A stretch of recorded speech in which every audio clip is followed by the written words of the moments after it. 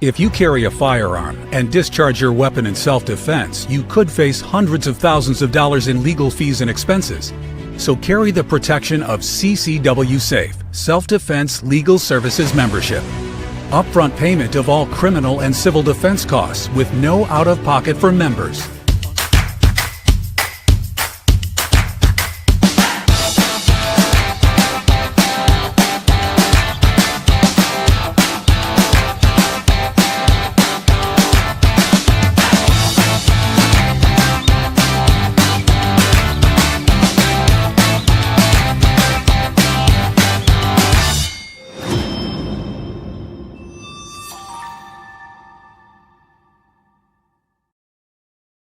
We are back. I'm Chris Evans, the CEO of Survival Dispatch, joined tonight by my good friend Randy Nance, combat wounded Green Beret back home in Texas. And below us, our good friend Jeff, MD, 26-year CIA case officer, author extraordinaire, aka 007. And Agent 711 is still on the mend for those of you asking. He's sitting upright these days, which is good after not being allowed to sit up for quite a while after being stabbed. But anyway, we're going to tonight, pardon me, next episode, I was trying to collect my thoughts for a second. Next episode of Long War series tonight is on the weaponization of migration, essentially demographic warfare. But before we get into the sit rep and then the main topic, we're going to cover the conflicted question of the day. So conflictedthegame.com. These are 14 card decks set in a post-apocalyptic scenario. The majority of them have some element of morality to the question, hence the name conflicted. So I'll read this off now. Jeff, Randy, and I will answer it at the end of the broadcast. We want to see your answers in the live chat or the comment section down below. Increasing acts of terrorism are gripping the nation from coast to coast, and the economy is plummeting. Gordon has the choice to live life normally and still venture into public areas, or should he respond to acts of terrorism influenced by staying home? Discuss the advantages and disadvantages of each choice. I got to tell you, I'm not really clear on the question tonight, but I guess we'll figure it out by the end of the broadcast. Yeah. So I want to start us with a video here that explains how Hamtramck, Michigan, has become the first Muslim majority country in the United States. And this is absolutely, warfare by migration.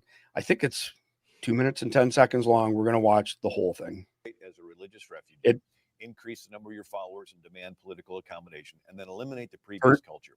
So hold on, let me back it up. Turn your volumes up a bit. For whatever reason, the volume on this video is not fantastic. As a religious refugee, increase the number of your followers and demand political accommodation, and then eliminate the previous culture. So I was speaking in Detroit area, and afterwards had people come up and visit around the book table, and they were telling me about a lady who had a ministry to pregnant mothers. So she shows up at a Muslim house, has a little present. Well, out of a bedroom comes another pregnant Muslim mom. Out of a bedroom comes another pregnant Muslim mom. Out of a bedroom comes another pregnant Muslim mom, all pregnant by the same man. He's practicing Sharia law in his house. And then someone else says, oh yeah, Fazil bought a bunch of houses on the street, has a wife in each one. Where was this? In Detroit area. The wives go down to the welfare office and say their husband's not around. He goes and visits them, and the more kids they have, the larger the checks get. And he's living like a king at state expense, and all the kids playing in the middle of the street are his children. He's practicing Sharia law on his block. They take over several more blocks, and they vote in the school board. And now they have their Sharia in the schools. And then they take over more blocks. They vote in the police department, fire department, and in Hamtramck, Detroit, they vote in the majority of the city council. They have their minarets, their calls to prayer 5 times a day, no different than Pakistan. So we see the first ones come in as immigrants, and they're nice, and they're so nice. Everybody says they're nice, nothing to fear, let more in, more come in. They gravitate together, form a community. Imam shows up and says, okay, you need to start getting a little more serious about this, more fundamental. Then the burqas start appearing. People say the neighborhood's changing. They move out, more Muslims move in. And then there's always that stickler that says, I refuse to move out. And that's when there's random violence from Muslim youth. And there's no witnesses, because no Muslim family dare testify against another Muslim family on behalf of some kafir infidel that's hanging in the neighborhood. And so eventually they take over the entire neighborhood. And they do this neighborhood by neighborhood, city by city, block by block, until they take over countries. And there's 1,400 years of track record to observe this pattern. So they took over Egypt, which used to be Coptic Christian. They took over Syria, which used to be Christian. They took over all of Turkey, which used to be Christian. Took over all of North Africa, which used to be. They took Spain, held it for 700 years until the Spaniards drove them out.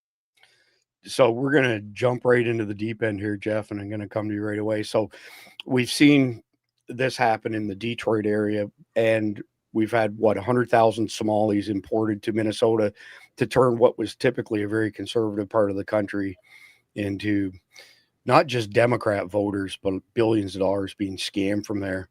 Off the top of your head, how do we combat this, Jeff? Well, first thing you got to do, and Trump's started this, is you got to stop importing people from that culture. I mean, it sounds evil. Oh, yeah, you're anti-Muslim. Well, I'm not so much anti-Muslim as they're anti-American. And so they want to come here. It'd be like Israel importing Nazis. And he's like, I don't think it's in their best interest to do that. Because, Muslims, if you look at the Quran and you see the teachings, especially the more radical ones, their whole point is to take over the world. Mm-hmm. In that sense, they're not that much different from Hitler and the Nazis. So if you know that, why in the hell would you invite them in? It's like, hey, I'm going to rob you. Can you let me in your house? Yeah, sure. Come on in. Let me show you where the valuables are. It's stupid. You must be from Canada, where don't want to be called, oh, you're a racist. You're an Islamophobe. Well, maybe you are, and there's a good reason for it. Well, how about I'm not an Islamophobe? I'm pro-American. Yeah. So I'm an American. Yeah, actually, a real American. TM Randy Nance. Yeah. That's Randy Nance's phrase.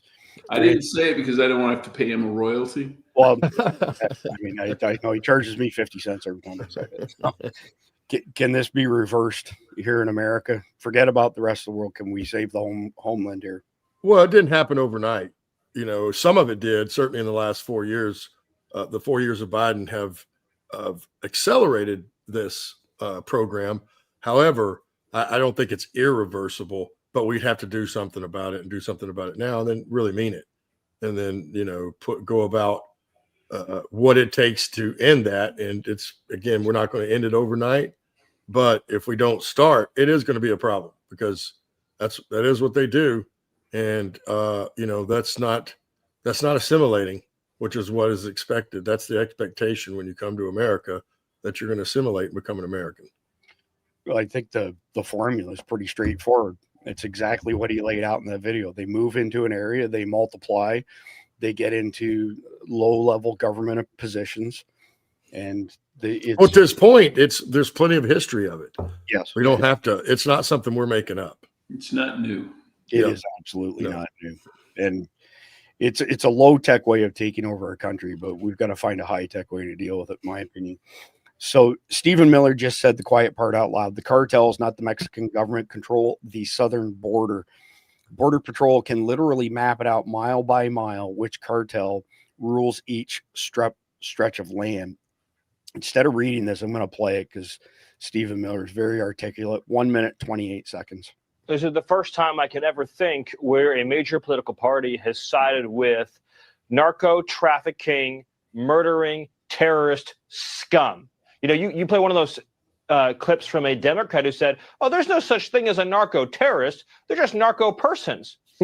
The ISIS and these narco terrorists in our hemisphere use the same tactics. They use rape as a weapon. They skin people alive. They cut off their heads. They burn them to death. These narco terrorists, if a politician opposes them, they kidnap their family. If they don't give them what they want, they murder their family. You can go to the Border Patrol here in the United States and you can say, draw me a map of the border, and on the Mexican side, tell me which cartel controls every inch of territory. And the border agents can literally say, mile by mile, which cartel controls which section of the border. Not the Mexican government. They don't control it. Which cartel? When President Trump declared these organizations foreign terrorist organizations, that wasn't just a talking point. That wasn't just a buzzword. It was a promise from this president to use hard American power to kill and to stop these terrorists, these enemies of the United States, from killing our families, from killing our children, from taking over our communities. And that's what President Trump is doing. I got a strong suspicion that Stephen Miller, there's going to be attempts on his life. The left absolutely despise him. And he's so well-spoken, puts a fine point on everything. So, Jeff, I'm going to come to you first, especially because you worked on the southern border when you were at the CIA at one point in time. Can you explain how the cartels for a very long time have been able to bring whatever they want across the border, whether it's people, drugs, or weapons, and that they're still doing that? They're just not walking across the border like they did for 4 years. Like, we haven't shut the border down completely by any stretch. No, and it's almost impossible to do that. I mean, even if you look at the Berlin Wall, people still got out. They tunneled under. They flew over it. Yeah, it's shut down relative to what it was under Biden. It's shut down, but it's still not 100%. In Arizona, for example, they had tunnels. In Southern California, they have tunnels. They even have them in Texas, but it's a little harder when you're tunneling under a river, because if you screw that up, you drown. But they have, and there's so much trade between the United States and Mexico. You look at all the maquiladoras, the plants down there that build stuff for American companies, and they ship it up. There's so much traffic going back and forth. You can't rip every truck to shreds to find, stuff hidden in it. And so they do have, they have x-ray machines and all this kind of stuff, but you're not going to stop it all.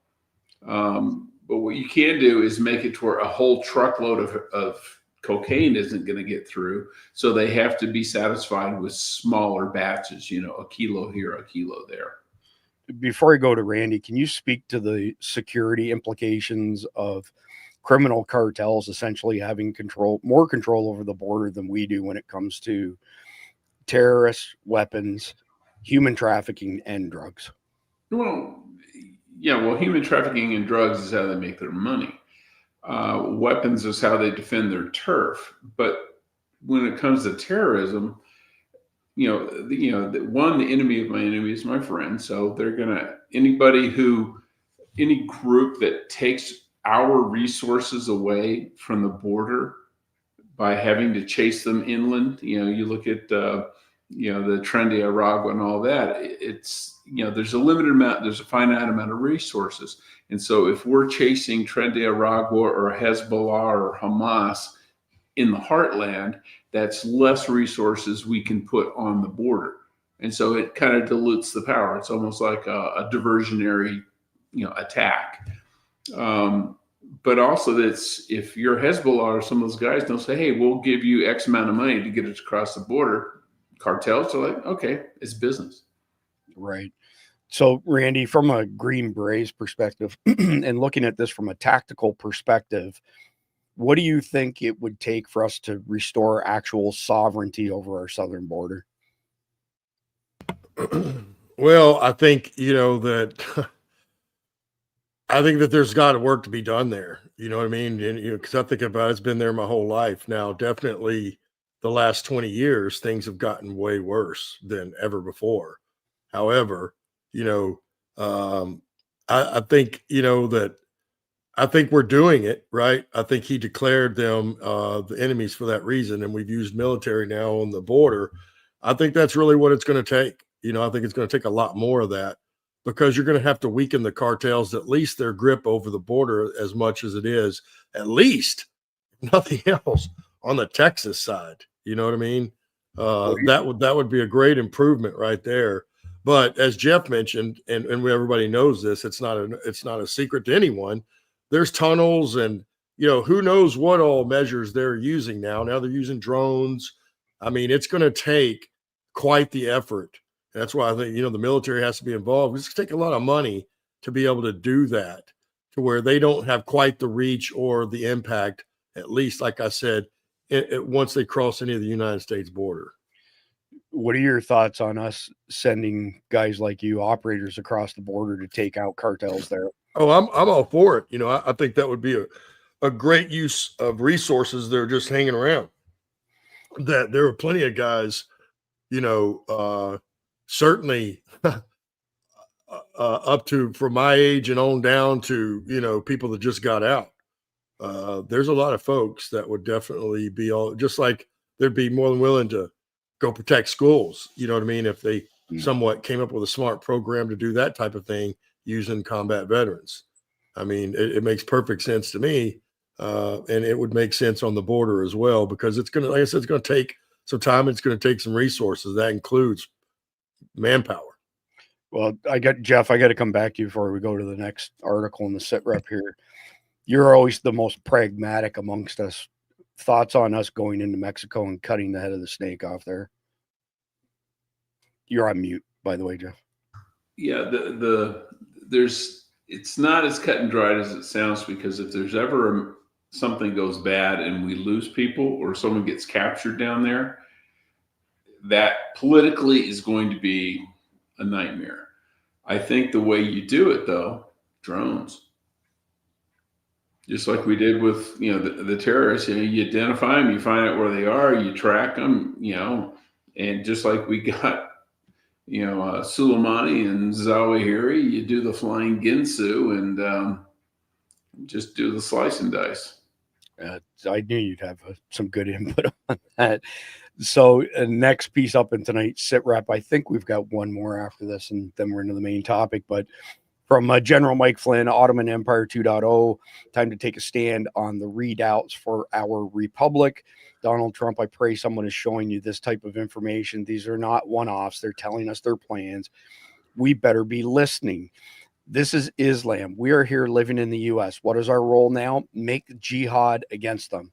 It is our physical jihad duty to fight the entire earth. 1 minute, 26 seconds. Why am I migrating here? Why am I in America? The Prophet ﷺ's companions left Mecca to go to a land that had no Muslims. We are in this country purely for the sake of Allah. The moment you make this intention, you will look at things different. People will meet you different. How could it be that your co-workers know you as a Muslim for 10 years, not once you presented Islam to them? You don't know why your purpose is here. All you guys together, we are in this country for Allah. As we're here living in the US, what is our role now? What is the way forward? Let me just quote for you an ayah of the Quran, and I'm going to try to encapsulate it. Allah is saying, do not obey the disbelievers. Don't yield to them. And then he gives us the process of what to do next. وَجَاهِدْهُمْ بِهِ جِهَادًا كَبِيرًا. And so make jihad against them. What is your duty as a member of the Ummah now that you are also an American? It is our physical jihad duty to fight the entire earth until we enter it into the Ummah. Talking about establishing Islam. And I think that's our jihad, to be honest. For us Muslims living in the West, yes, our jihad is to establish the deen of Allah through all means necessary. And in that long-range process of making America Muslim, all of America Muslim.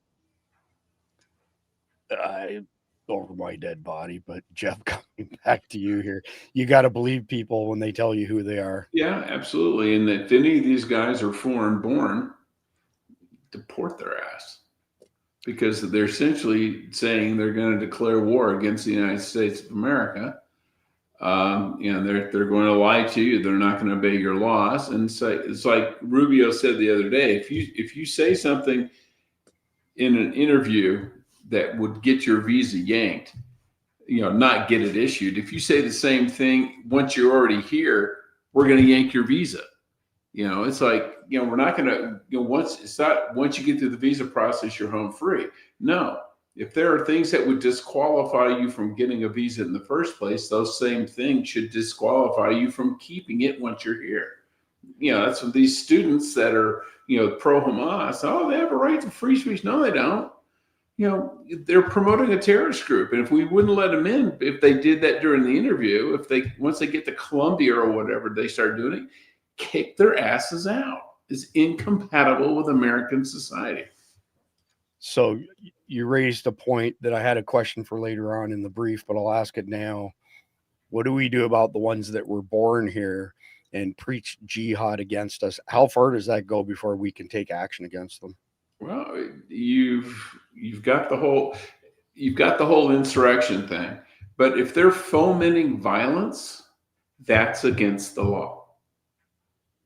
If a white Southern guy put on his KKK uniform and said go out there and encouraging people to kill all the blacks, they would be arrested.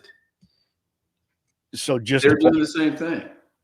Just to play devil's advocate, what about the bullshit judicial system we have right now? That's another problem you're going to have to fix.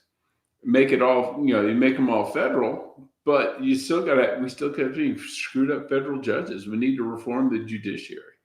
Start with firing about all of them and start over. I was going to say all of them. Good job. So, Randy, a question for you here. Do you think, and I think I know where you're going to go with this, but do you think that this is all coordinated as far as this weaponization of migration, or do you think it's just because we're not protecting our country and they're taking advantage of us? No, I think it is coordinated, because you look at all of the countries, and look how all the Western countries are under attack from that right now. That's coordination. It didn't happen to everybody. That 4 years Biden let it in. We now know, that those NGOs, along with the United Nations, helped get all those people here and run those immigration. And it comes down to, again, one of the things I always say is, who has the kind of power to control those types of things? There's not too many people on the planet that do. It's just the truth of the matter, that can make moves like this. They're certainly international, right? That takes a lot of wielding of power and control and probably money to do. And there's not many people that can. So, the people that are wanting that to happen, that are helping do all this, look at what Soros has done in our country with DAs and many other things, Antifa and all the riots and everything else that guy supports. He's not the only one, but it really comes down to what I said earlier. We have no partial allegiance here. There's no room for a 50-50 in this country. And our biggest problem was when we started allowing that.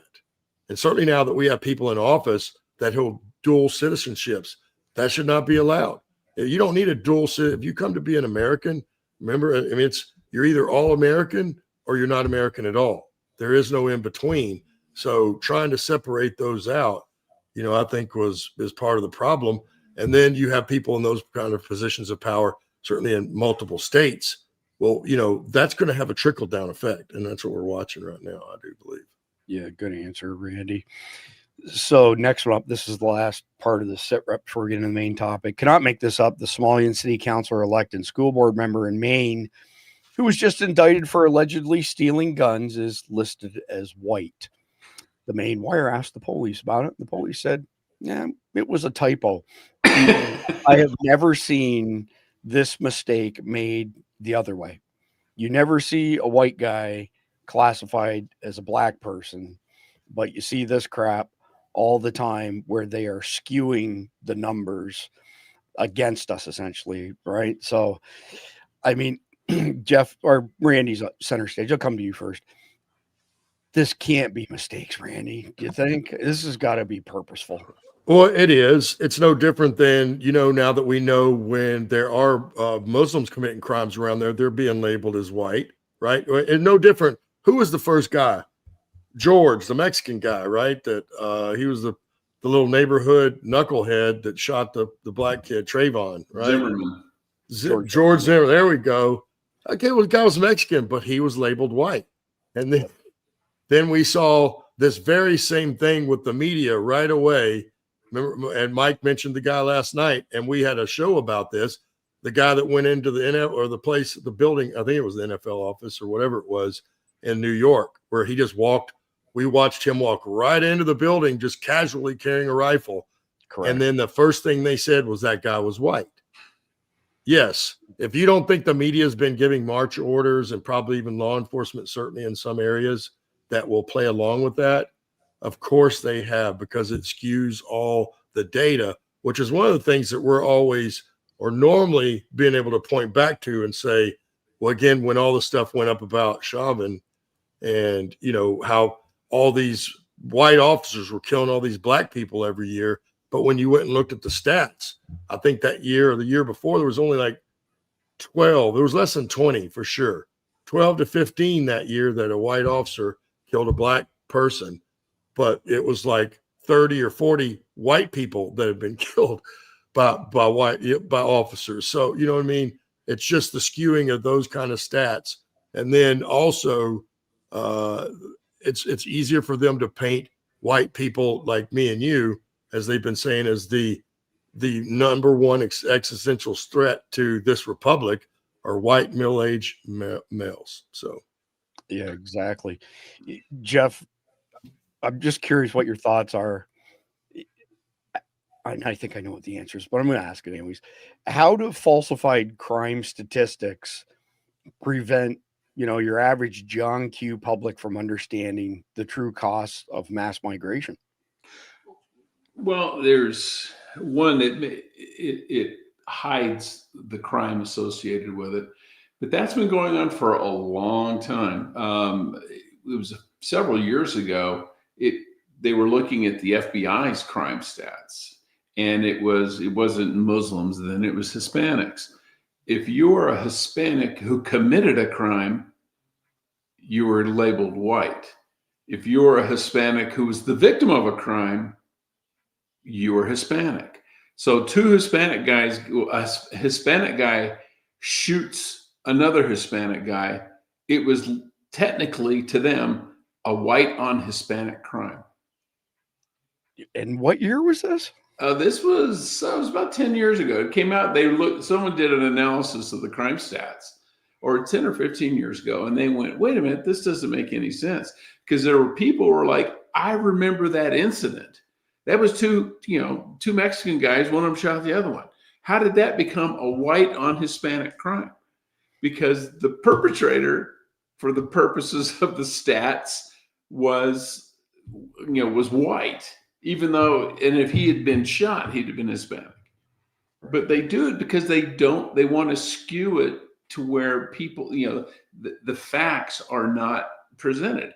It's just like how they underreport crime to say, look what a good job we're doing. And, minority crime is down because we don't call them minorities anymore. They're still committing crime, but we just don't call them minorities anymore. And, the thing about the guy, the bombing suspect that they've arrested, Mm-hmm. From what I understand, he's African-American. Okay. Not that it matters, but I guarantee you, if that's the case, that story will disappear. Well, before we get into the main topic, let me throw this one at you. Did you catch the analysis of the J6 bombers gate as far as their walking was concerned? And they tried to say it was this lesbian, who worked for the feds. Yeah. They couldn't be further away. White lesbian versus black guy. Yeah. What do you make of that as far as that? That's a big disconnect. It's a big disconnect, but and they put it out through Glenn Beck, but I have a feeling they either totally screwed it up, which is possible, or it was kind of fed to Glenn Beck to discredit him and by proxy discredit anything coming up. Because if they knew the FBI now was kind of onto this guy, let's muddy the waters by having a conservative pundit basically throw it out there that it's this white woman.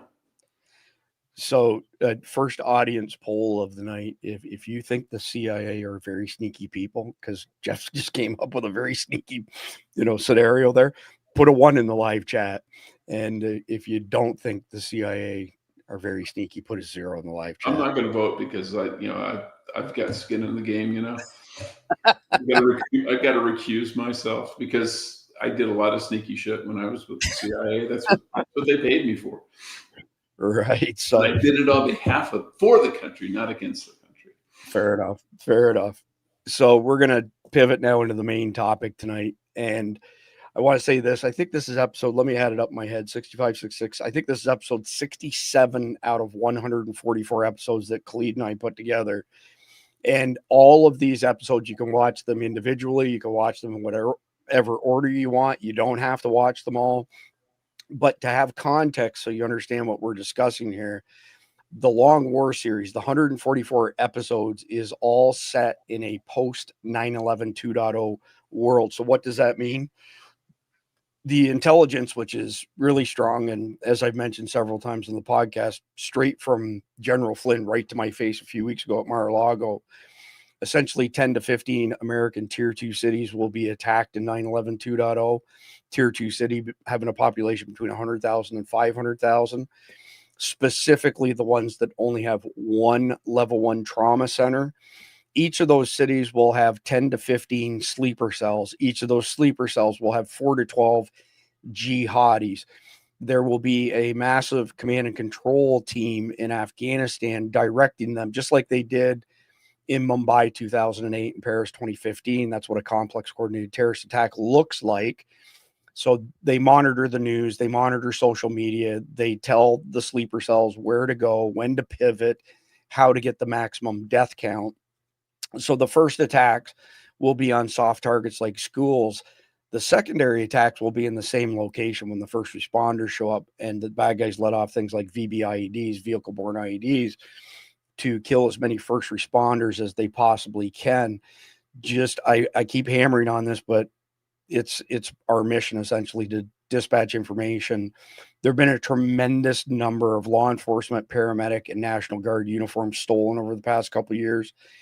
The bad guys will be posing as first responders. If you are caught on or near the X during any of the attacks, initial or otherwise, do not trust anybody, regardless what uniform they're wearing. Get as far away as you can, as quickly as you can, because the secondary attacks are going to be worse than the primary attacks.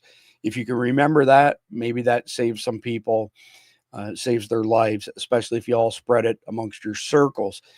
So again, the title of tonight is The Weaponization of Migration. It's demographic warfare, essentially adversaries exploiting refugee flows, to destabilize our entire country, overwhelm our systems.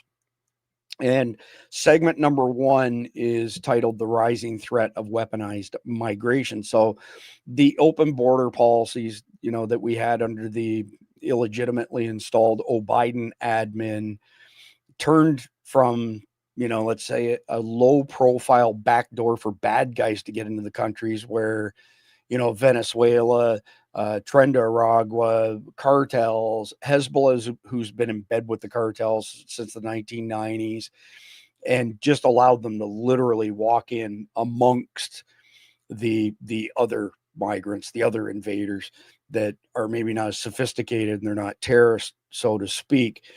So this was all done on purpose. It was a strategic move on the part of the puppet handlers for the Biden admin.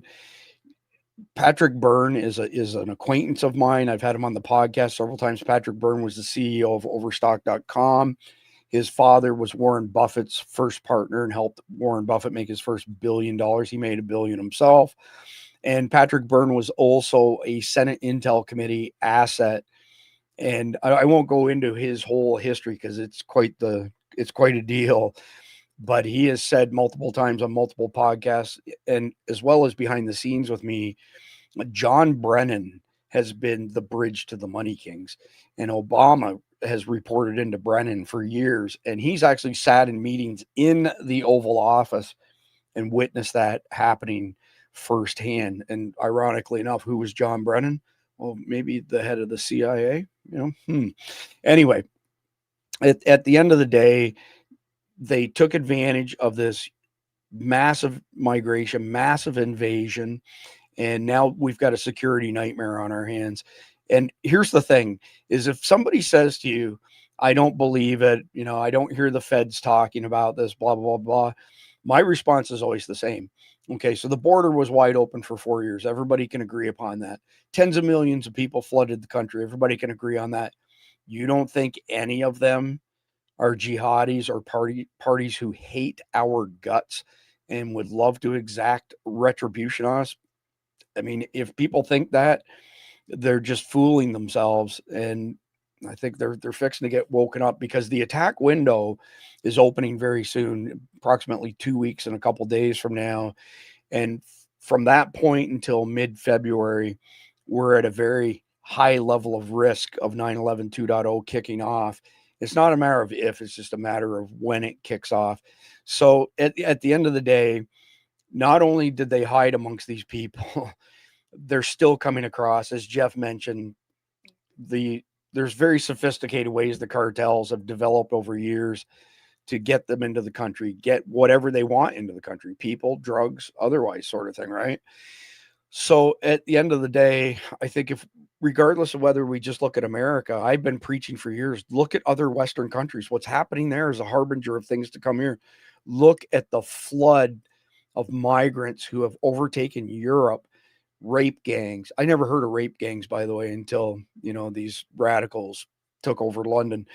But all of Europe has been absolutely, destroyed. It's another conquest, just like the Crusaders had to fight back against. And I have a feeling we're kind of going in that direction. But anyway, with that being said, I'm going to come to you first on this, Jeff. And I'd like to know your thoughts on, or if you have any real world examples of countries like Venezuela using that migrant surge during the Biden admin to take advantage of our country or otherwise. And you're on mute. Well, it's the issue you have with countries like Venezuela or anything else is that they don't have enough population to have an impact. The thing about the Muslims is they're not just from one country. They're from the whole region, and therefore it's a cumulative thing. The closest you get to that who would have that kind of critical mass of humans would be either the Indians or the Chinese. And ironically, what the Chinese did, when they conquered their foes, it wasn't by conquering them, it was by letting the foes conquer them for a generation. And then, the Mongols would come in and then they'd marry a Chinese woman and have a half Chinese kid. And then that one would marry a Chinese woman and have a three-quarters Chinese kid. And before you know it, the Mongols' bloodline is just completely diluted. It's like getting an eyedropper full of red paint and putting it into a swimming pool. You're not going to see the red paint anymore. It's just going to be absorbed into the swimming pool. The Muslims are doing it another way. They're physically going into those countries and then trying to basically dilute them by breeding them out of existence. Europe used to have a high birth rate. That's why, and it had created all this pressure. And that's why, European nations conquered half the planet, because they had a big population back home. They had to either feed or keep it gainfully employed. The Germans came over, the Brits, the English, the Irish, they all came over here because we were the escape valve for their population problem. Well, now they're not producing enough people to even replace themselves, let alone grow, and we're not either. So we are the escape valve now for the overpopulated Muslim nations. Yeah, except they don't want to just come over and start farms and assimilate. They want to take over. The Germans didn't come here in the 1800s to take over the country. They came here to get land and to escape the constant warfare of Central Europe. Yeah. Well said, Jeff. So I just want to quickly thank, of course, Dan. Dan's always on it. He said that we can solve the problem by just giving them all pagers.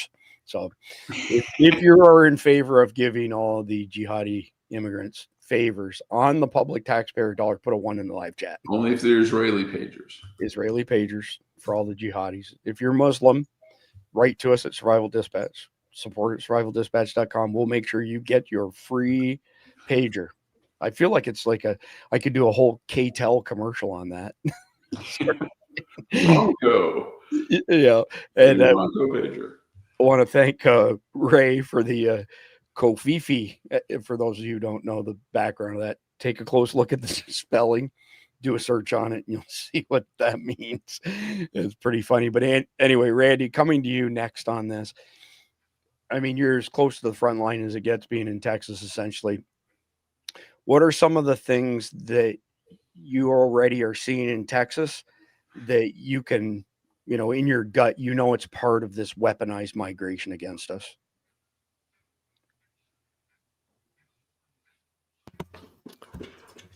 Well, we look at the neighborhoods we have, that are popping up. We have one, I don't know that, and now the governor has outlawed Sharia law, but all they did was change the name of the neighborhood, right? And it's still being run the same exact way. There's a huge mosque in it, and then everything's built from around that mosque.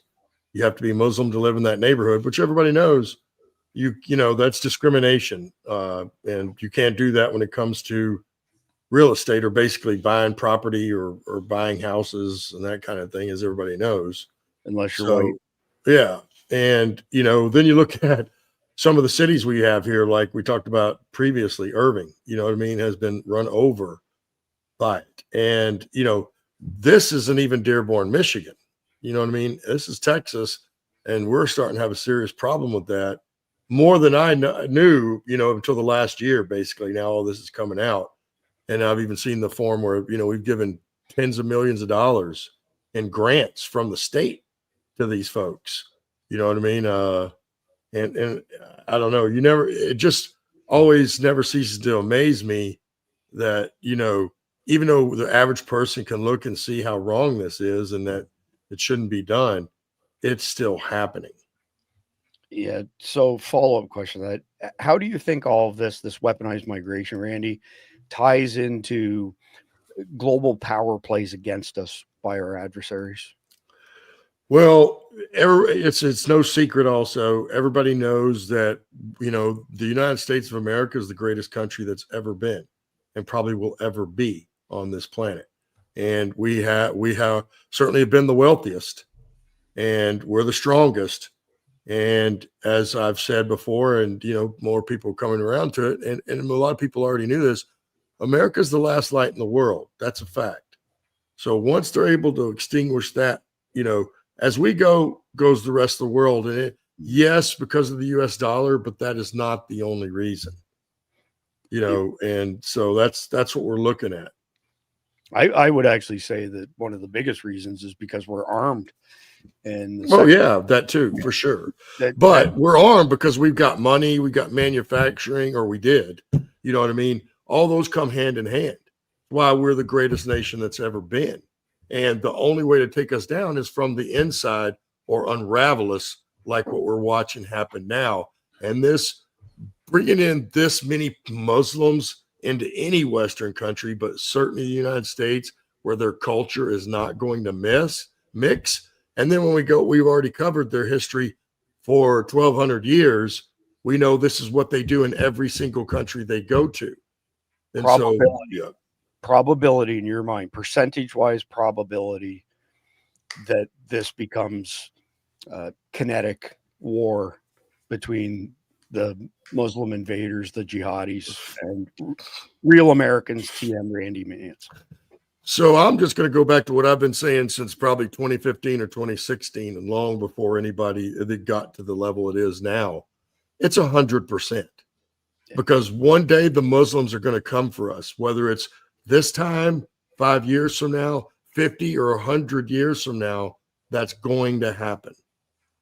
That's a fact. Yeah, I would argue that I don't think we can wait for them to make the first move. That if we were smart, we wouldn't, Chris. Yeah. Somebody in the comments, so we're sending this out to 9 different platforms. So the comments for us go flying by because they're aggregated. But I can tell you that somebody said, we're not that strong, blah, blah, blah. Yeah, keep telling yourself that. I'll give you a really quick way to get your head wrapped around this. If you had $1 million, you converted it to 1 million seconds, you have 11 days of time. If you had $1 billion, you converted it to 1 billion seconds of time, you would have 31.67 years. If you had $1 trillion and you converted it to 1 trillion seconds, you would have 31,667 years. Our GDP will exceed 33 trillion for 2025. China will be lucky to hit 16, 17 trillion for 2025. If you take 15 or 16 years, multiply it out by a difference of 31,667 years for each $1 trillion, that puts us in the range of 500,000 years of time greater size than their economy. Germany's number 3. They'll hit 4.5 trillion GDP this year. Do the math on that. There is nobody even remotely close to the power and the wealth that exists in the United States of America. You can tell yourself otherwise all you want, but the numbers don't bear that out, regardless of what kind of debt the feds are carrying or not. So anyway, moving on from there into segment number 2, how adversaries exploit refugee flows. So essentially, you've got foreign powers, you've got terrorist outfits that they cashed in on the chaos of refugees just streaming across our southern border. Our northern border is not, hasn't been flooded like the southern border, but it's so long and so undefended that don't think for a minute that it hasn't been a major source of stuff coming into America as well. But at the end of the day, you had all kinds of people making, bogus asylum claims. There are reports now that this whole Somali thing in Minnesota has resulted in over 100,000 incidents of stolen identity with fake papers to give these shitbags visas and green cards and even citizenship here in America.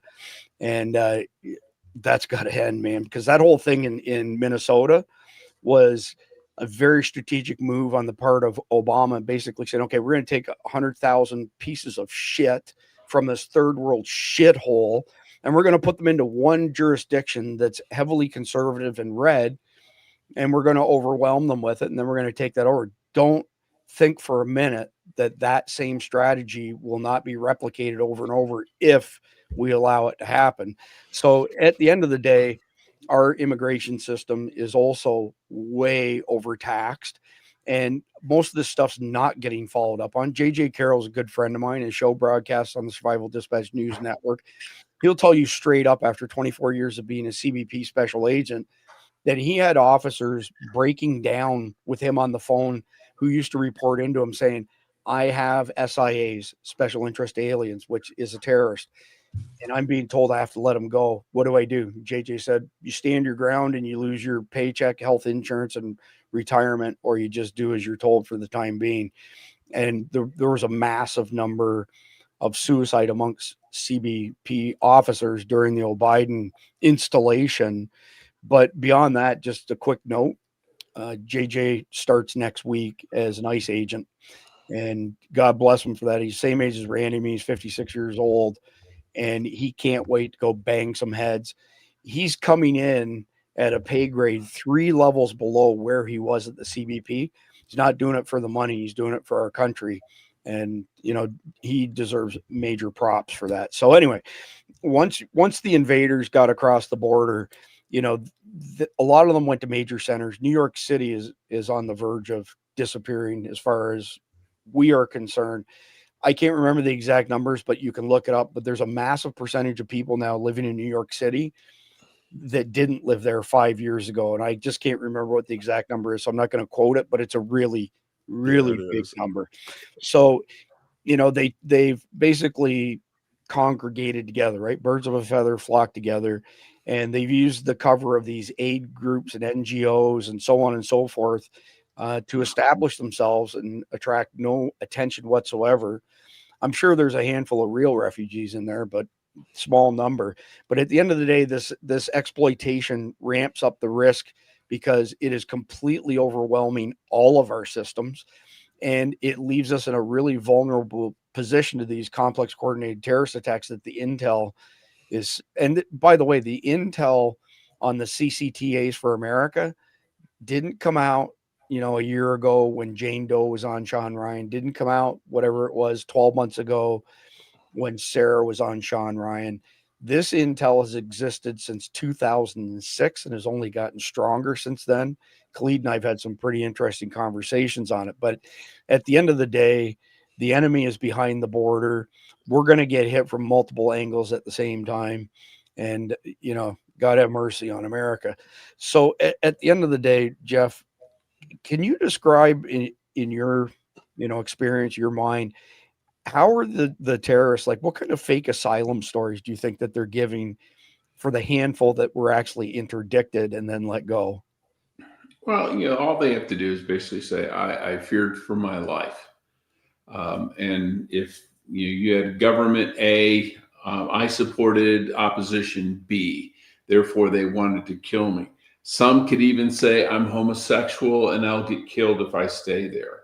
And if you've got a U.S. government, which we had, that was looking for any excuse to let them in, and they were coached on it. The NGO said you tell them A, B, C, and D, and then they'll let you in, and they did.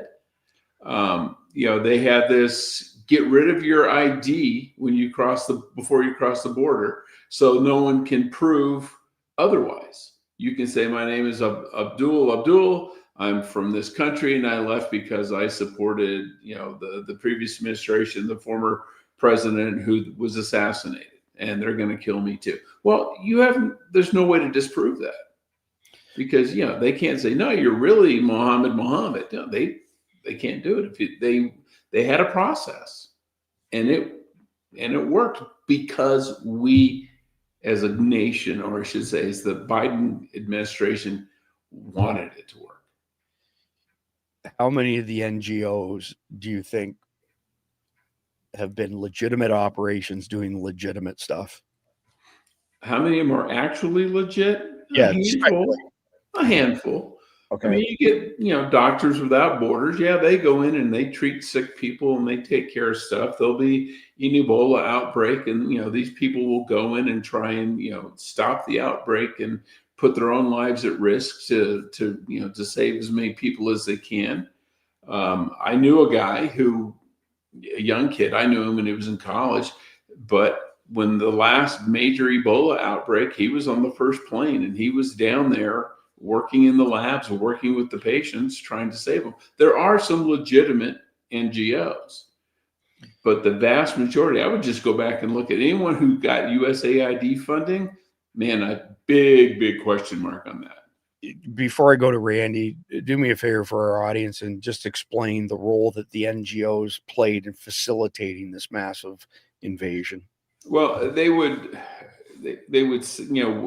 we, the government, the United States, our tax dollars, the State Department, all these people would contract with the NGOs to go and help people in Central America and in Mexico.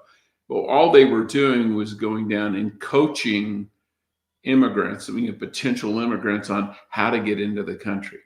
They went down, they met them down on, down in Panama when they're going through the Darien Gap. They would give them pamphlets and things like that on, this is what you do. The border is open. The Americans will take you. When you get up, they would organize the mass caravans. And they had this myth of these people walking from South America to North America. No, they're not. They're taking buses and trains and everything else. And then when they get within a mile, they walk the last mile because it looks good for the cameras. But it was completely contrived and completely controlled by the money people, be it USAID or the Soroses or any of those kind of folks. So are you saying all of the migrants that were shaped like pears were not actually starving? Is that what you're saying? Yeah. Yeah, it's like, I saw something today, says, you notice poor people in America are fat. You don't find any starving poor people in the United States. Yeah, exactly. So Randy, coming to you here. And again, this is another one of those questions where I'm pretty sure I know the answer. Would you be surprised to know that the CBP were told during the Biden installation that if they were unable to process somebody within 72 hours, that they had to let them go? Well, I'm surprised they gave them that long. Before we were under the impression they just turned them right loose. Oh, hey, you're here. Thanks. Good job. Here's your new ID. Well, here's your plane ticket. Yeah, that did happen. That did happen with many of them, but this was a major thing with JJ and his guys reporting into him that, it absolutely tore them up. But at the end of the day, I mean, if you had been in their position, Randy, what would you have done? Man, I would have quit. I would have had to leave. There's no way I'm going to do that. I am not doing that, and it would be hard to do, right? Because, those guys have insurance. They all have families, have insurance and all that other stuff. But man, at the end of the day, you just can't be a part of something like that, and then not even being able to go to the press and say, hey, this is what's happening, because they didn't care. I won't say no one cared, but the people in charge and the media didn't care. They've obviously had sent out the flyers, just like Jeff said. We all know it's a fact now. And basically, inviting everybody in. Otherwise, how do you let 30,000 Chinese men, military-age men, just come right across the border and on in? Knowing what their policies are over there and what of an anomaly that is. I'm not even sure if we could call that an anomaly. They could have just shipped them on over here and let them walk in. That's basically what happened. And that's just the Chinese part. We know there were Chechens, there's probably Russians, and definitely a lot of jihadis that came through. And so, I mean, not good. Yeah. So give me your opinion on this, Randy. The big, beautiful bill, $175 billion for, the illegal immigration problem, getting them out of our country, et cetera, et cetera. 75 billion went to ICE alone, but the 175 billion would be approximately like the third largest army on earth with that type of dollar value being dedicated to it. We're not getting very many people out. I mean, we're getting no, and you notice the media's already moved on to the boats. We don't left. Yeah. We left ICE alone for a minute, and now we're on to the narco terrorists. I mean, that's what the media is all about right now. They're not even talking about ICE anymore. It is, but how do we get these tens of millions of people out of the country that don't deserve to be here, shouldn't be here, when we're only capturing about 6,000 a day at best case scenario? Yeah, I would like to see where that money has gone to date so far. You know what I mean? Because it seems like, well, we all know that's a hell of a lot of money. That's man. There is so much you could do with that. It's not even funny. So you would think. I go back to what Khalid said about Pakistan, right? If Pakistan was able to get those millions out in that very short period of time, why can't we? And where is the hang up? But I guarantee you it's because all these federal agencies have I don't know about ICE, but certainly the other ones that make a difference, are running a shadow government and ops right next to the one that's duly elected, trying to undermine it at every single step, every single thing, every single day. And that's really what's going on. So you have senior people in all these offices that don't agree with us. So they're running backdoor ops simultaneously to, like I said, the legal, duly elected government, but they are trying to subvert it. And that is what our problem is. And I just wonder, why can't we get all these folks out? I mean, I get that, in California, that might be a little bit of a problem and some other places, but it seems like if we really got serious about it, we would have got a lot more folks out by now. And by no means would we be halfway, but I think we should have significantly more than we do already. Listen to these numbers. Let me just get this, get my screen set up so I can follow it. Barack Obama, 2009 to 2017, the official number is 3.1 million formal ICE removals. Donald Trump, 2017 to 2021, less than 932,000. Under Joe Biden, 1.1 million deportations during his tenure. And the numbers for George W. and everything, they're all way, way higher than anything that Trump has done. But Trump is supposedly, the great Satan, right? And in getting these people out, we haven't got that many out, man. It's ugly. So moving into segment number 3, planting sleeper cells in American cities. So sleeper cells are the ticking bomb that our enemies have planted. And these are highly trained operatives willing to give up their life for their beliefs, for their radical jihadi beliefs. And essentially the way that they came into the country is they crossed the border. They had a phone number. They called the phone number. Somebody was dispatched to get them and take them to a safe house. The vast majority of those from the people, the minute they got into those safe houses, they have not left ever since then. They have a bunch of enablers who bring them food and whatever else that they need. And they're hiding low. They're hiding, low profile, I should say. Chicago, Dallas, all across the freaking country. And they're just waiting for the command to come and say, do the thing, do the attack. And at the end of the day, the ones who aren't hiding out, like the support people, they blend in. They've got jobs. Randy, what was the number again? How many support personnel per infantryman with a rifle is the average in the Army again? It was 11-1. So earlier when you were talking about, and I heard something, I guess, about, how many people, or, it was last night, I think, when Mike was talking about, not everybody that's been to combat has actually been to combat. And that's a fact, because there's 11-1 that are support. Now, of course, your support elements came under attacks too, but it's 11 support soldiers to support one infantry soldier for one day. So, Jeff, just before we get into the actual questions for this segment, what do you think of that ratio, and how does it apply to these sleeper cell jihadis? Well, I think theirs isn't that high. Okay.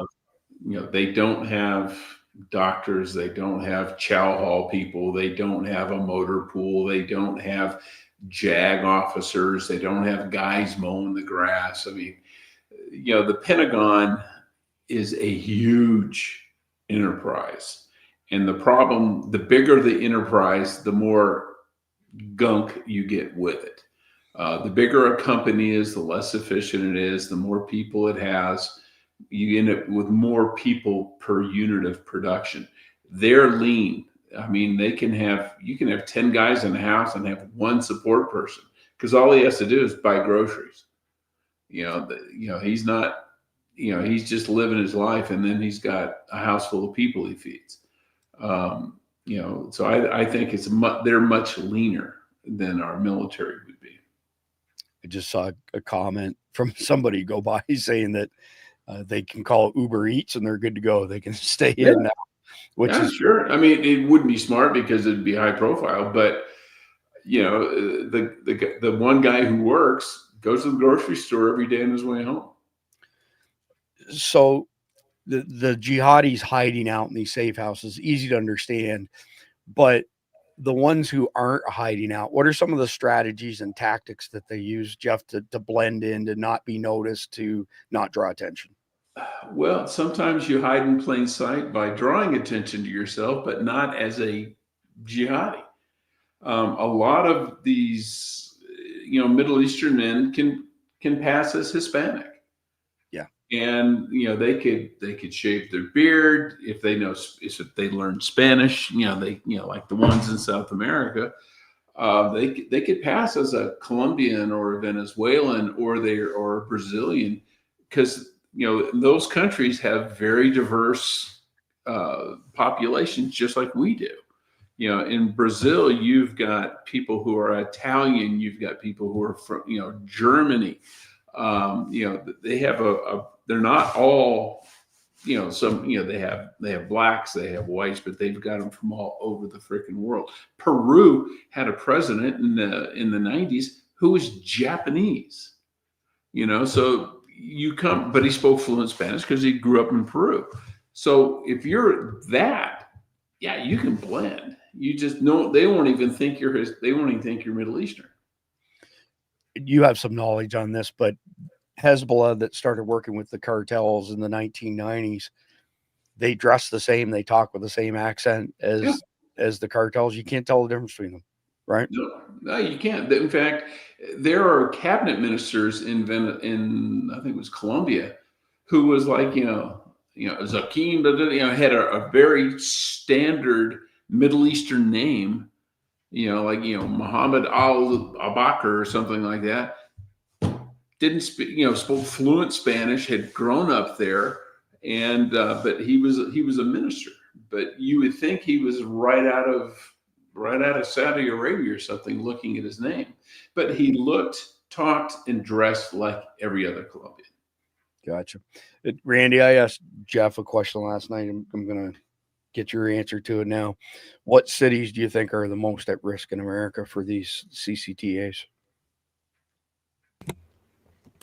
Well, I think it's like what you mentioned, or we have, it's definitely, and Jeff was right on his, what he said, but I think it'll be some that are a little more rural than not, maybe not super isolated, but I was trying to figure out, like here in the Dallas-Fort Worth area, but if you hit any one of them, they're in the city, right? Because the point is to overwhelm the system, correct? And that's what they're kind of, their game is. So by the time they get to the hospital, it's almost like fair game. There won't be much of the law enforcement and other resources until they replenish. But if you're in a city next to a bunch of other cities, other municipalities will come pitch in. So I think it's going to be some that are a little more, I'm just going to use Texas. I don't think these particular cities, but if you look at Wichita Falls, and some of the cities out west, they're out there by themselves, but they're probably tier 2 cities, 100 to 500,000 population, and they got a tier 1, probably one tier 1 level trauma center. I think those places like that are prime for an attack like this. It would work perfectly if they were able to pull it off, because it would definitely overwhelm the system for first responders and other assets that the city would normally have to do one-offs. So I think that would be, but I do believe those will be predominantly in the blue states and the blue cities, as Jeff put last night. I think that's, it's just, if you look at what's gone on in the last 10 years, really even since Obama, there's been a stark difference in the way blue states handle tragedies and attacks and Mother Nature events as far as the way red states do. And there's a pretty big disparity. So I would say for the biggest bang, it's going to be in the ones that are going to sit by and idle and let it happen. So quick question for you, Randy. When you were in Iraq 2006 and earlier, was there any sophistication like they've shown since then with these remote command and control guys calling the shots on things, or was it just a bunch of third worlders? Well, certainly in 03, right? It was ragtag. And even in 06, it was still that way to some degree. But it was amazing how much, and it's the way war goes, right? Between two sides. It's amazing what each side learns during those events, certainly when it lasts years. So they had come a long ways from when we were in 03 to 06. You know what I mean? In 03, when as soon as basically Baghdad fell, I'm talking like within days, we already started having IEDs, but they originally started in like a dead donkey or a dog on the side of the road. And then there might be a mine. There were a bunch of mines, right? But it wasn't very long before they started burying that stuff. And then, as our vehicles changed and more up armored, then they got bigger and stronger. And then by the time I was there in 06, now you also had the EFPs, which I ran and Soleimani helped get onto the battlefield there. So there's always this constant evolution of battle between two sides. And you learn their tactics.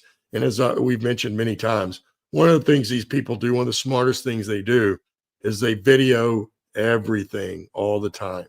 So if they're going to do something, they're going to video. Like if they're going to attack the main gate at an installation, one of the camps, they're going to film all that. And it's not just to show, yes, part of it is, hey, see what we did and how good we are. But they're also learning from all the SOPs and the tactics and how we responded to those. So the entire time, including into Mike's time, because he was just a little bit after me, but they evolved every single year in their tactics and in their strategies. And we're looking at it 25 years down the road, where now they've also, I believe, gotten professional help. Yeah, from us, no less. I appreciate that. Well, and China and Russia, we're not the only ones. Yep. Yeah. Yeah, absolutely. So that's 3 segments down, 2 to go. I just want a quick mention. I recently did a shootout for economy level night vision. And this is the CNV Pro from Sigmund. I'm not getting paid to do this. It's just people have been asking about it. I did a shootout between this and the Akeso Seymour 200, which has kind of been the champ in that $200 range. The color night vision in the Seymour is still better, but this is a better all around unit by far. And if memory serves me right, they extended the Black Friday sale. You can get these for like $179 on Sigman.com. So CIGMAN.com. I don't have a coupon for you. They've got a coupon right on the page, I believe, because I think they're regular, maybe $239 or something like that, but $179. If you want to have, economical night vision to monitor what's going on, those are the things. They're not military grade, although that one does have some zoom in the glass. The ones that are all digital zoom, all they're doing is cropping what you're looking at and zooming in, and the picture quality degrades really, really quickly. So having some zoom in the glass is a really good thing.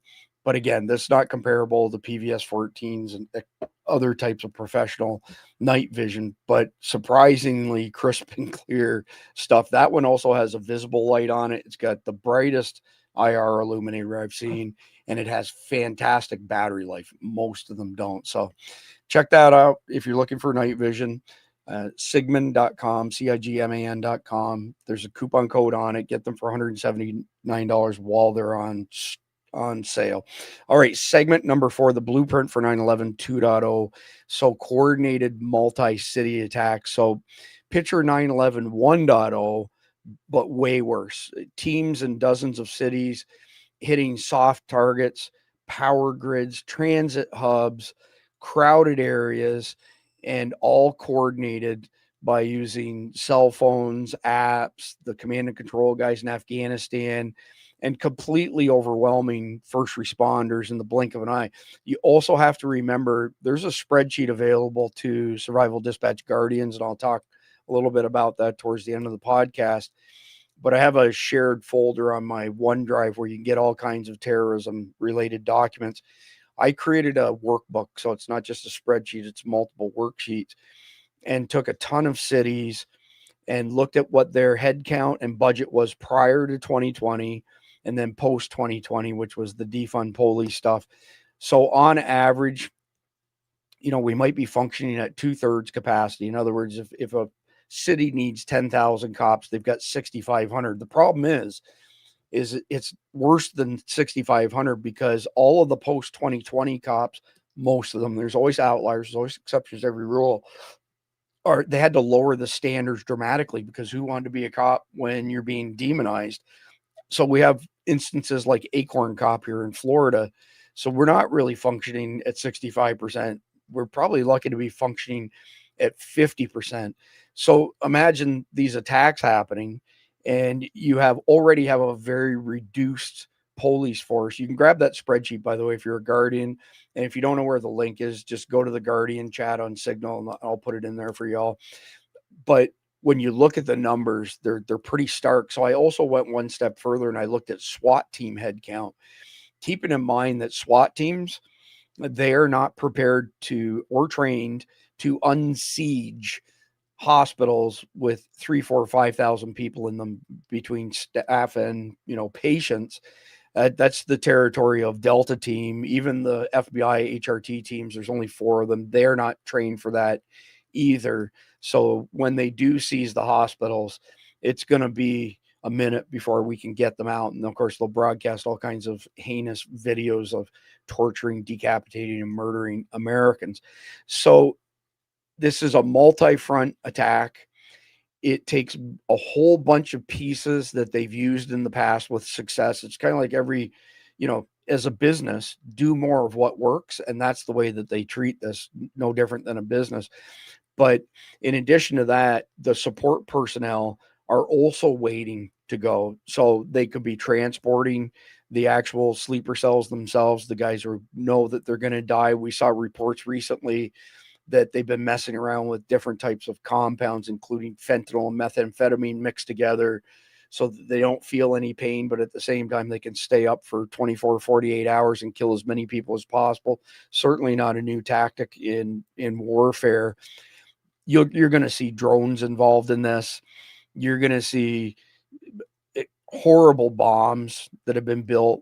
And unfortunately, you're probably going to see some of the weapons and night vision and all the other stuff that Joe Biden left behind in Afghanistan. Khalid has some information on that. I don't want to quote the number because I can't remember it exactly, but a significant amount of that weaponry, there was $7 billion in small arms. A significant portion of that has found its way back here in the hands of the bad guys. So once things kick off, then you're going to see, rolling blackouts. You're going to see gridlock. You're going to see the internet going up and down. They don't want to take all of that stuff out initially because they want everybody to know what they're doing, just like Randy just mentioned. But then they'll mess with us and start taking things out. And if they kinetically attack power stations, I mean, I've mentioned this even recently, the transformer buckets are full of mineral oil that cools the transformer.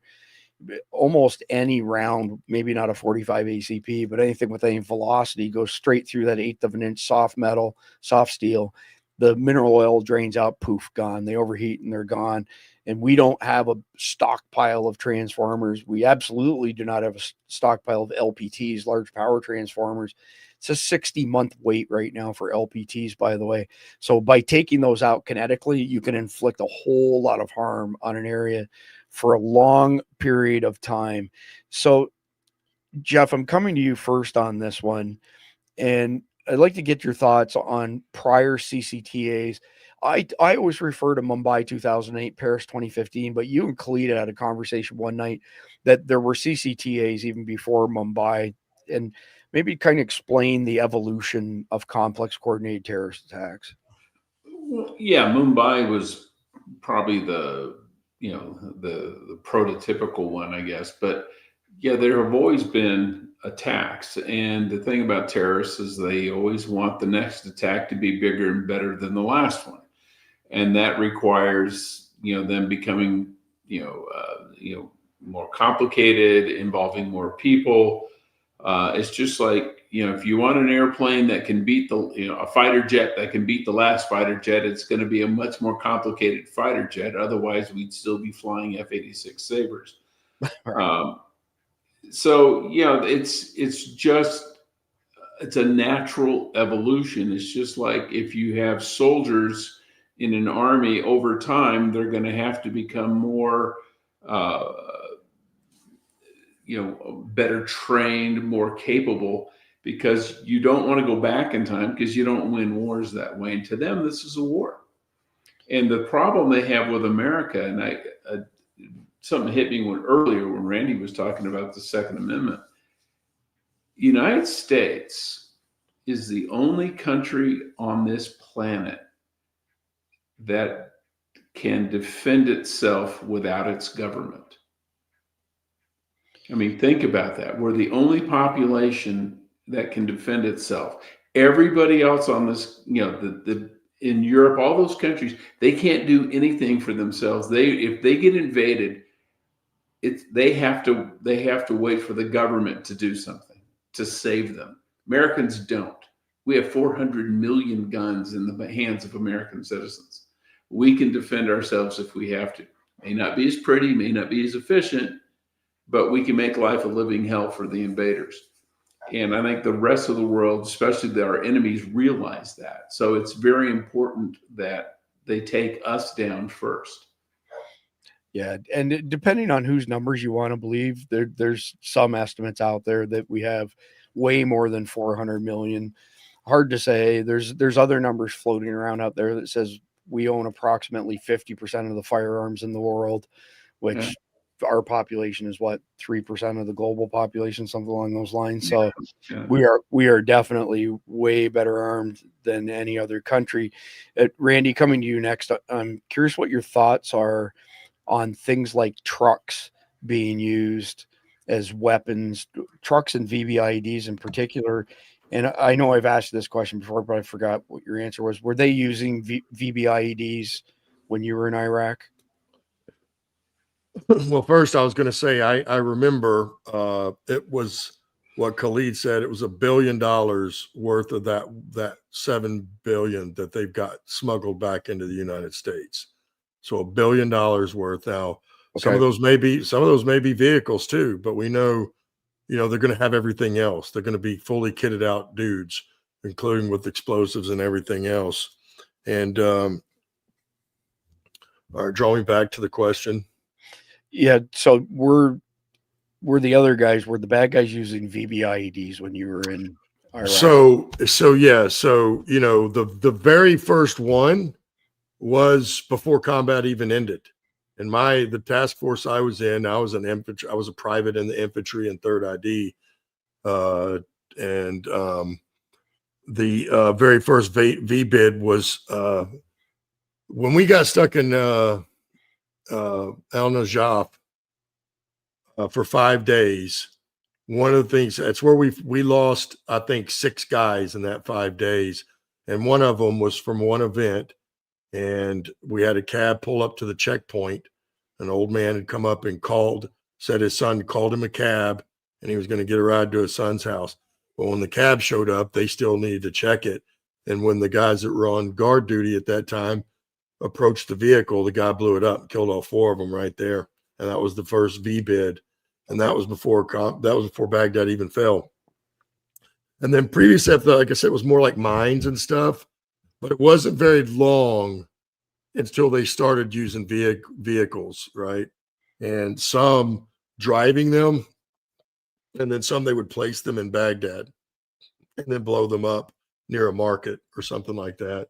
And there were a few vest bomb guys, but to me, for whatever reason, I remember more VBIDs than I do somebody just blowing themselves up, although both happened. And VBIDs became more prominent as time went on. And then, yes, they even, tactics evolve.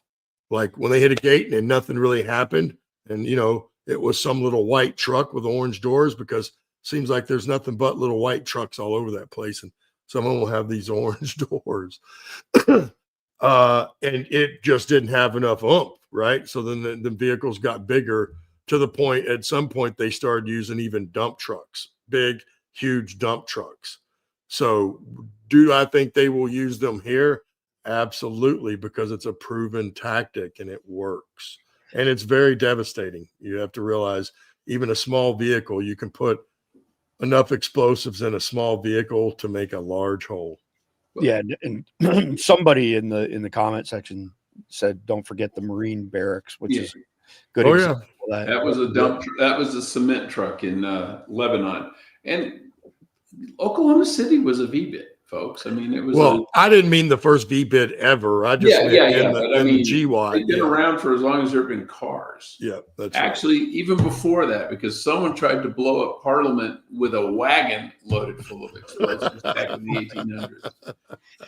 So, Jeff, question for you, and then I'm coming back to Randy with one more question, then we'll move into the final segment here. But what consumer grade technology that you know of are the jihadis leveraging to make themselves, more effective at killing? Well, I think, they're obviously, they're getting weapons, and we have very good weapons here in the United States. I mean, that's available to any U.S. citizen in theory, but they can find someone to buy it for them and give it to them. They can, the night vision, unfortunately, we left thousands of those back in Afghanistan, so they can get that. And that will definitely give them an edge, because most police don't use night vision. But, just generally, things are available here. If you need electronics, if you need radios, if you need communication equipment, it's all available here. I mean, we're the richest country in the world, and it shows by what kind of stuff is available. Yeah, absolutely. So, Randy, coming back to you for one last question here in this segment is, how can we prep communities to handle the overload that's coming to 10 to 15 cities, meaning their first responders being completely overwhelmed, their hospitals being taken over and completely overwhelmed? What can the people in our world, in our circle, what can they do to help prepare their communities? I think they've been doing it. We've seen for weeks now, many of them talking to their families, law enforcement in their area. I think the biggest thing would be for them to actually acknowledge that this is a possibility. Because right now, as we all know, and we've talked about, the federal agencies are saying it's not credible evidence, it's not credible intelligence, and there is no attack coming. So then that, since the local governments haven't heard from the feds that there's a problem coming, they're like, well, that means there's nothing coming. And so most of our federal or our local law enforcement have no idea this is even going to happen or that's a possibility. So I would say first, the problem is, I've mentioned, some of them have here said that. Then the guy started profiling me right away, the officer. Yeah. Because, apparently everybody looks at it, and I've had the same thing. I've experienced the same exact thing. People look at you pretty weirdly. In the Army, what they would say, and apologize the language, but that's what they would look at you like you had a dick growing out of your forehead. Yeah. So, yeah, I know that look. A couple quick things. Somebody asked in the comment section, where's Khalid? Khalid was stabbed. The bad guys found another one of his safe houses. There was a scuffle, I want to say 10, 12 days ago. He got stabbed in the lower abdomen. He's recovering, but it's only been the past couple days that he's been able to sit upright, and he can only sit upright for very short periods of time. So he's very active in our Guardian Signal chats, where we have 6 channels over on Signal for our community. So you can catch up with him there.